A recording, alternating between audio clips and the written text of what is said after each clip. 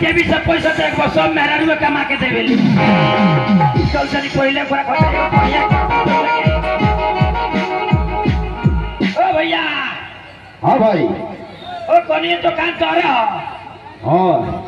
तो एगो सामान बा कौन सामान जी कंप्यूटर हाई तीनों कंप्यूटर हो कहाँ हो अपना बाप घर तक तर साले हाई तीनों कंप्यूटर तीनों आयो कंप्यूटर हो हाय और कंप्यूटर तो हो ओई साला बुझाता ताकत बुझाता ये बालदान खोसी के चढ़ल बा ए साले कथि कहले हो रे ना हो कंप्यूटर बा कहता नहीं कौन कंप्यूटर के ए देख ए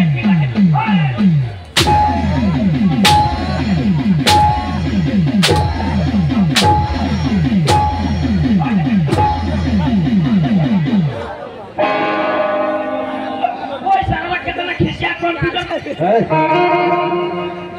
वो सब मशीन होला सब और जगह कन्या कइले बाबू बुझाता नेपाल में गरी में तर 5 हल बा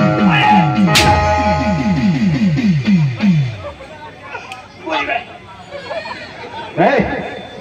आइटम पसंद बानू ना ना ऐसा ना था लगन कंप्यूटर हमरा ना चाहिए आ ना ना ए ठीक बा बढ़िया बा इधर आ साला माथो बच्ची बहुत हो बा ऐसा ना चाहिए तब तोरा कैसन चाहिए रे ऐसे ऐसा कंप्यूटर चल ले हमरा के मारता मारता मुआ थी देखो हमरा ऐसा कंप्यूटर चाहिए जन चलत होके बोलत होके खाना खात होके प्यार करत होके डांस करत होके सेम आदमी जैसा ओसन कंप्यूटर नानू होला रे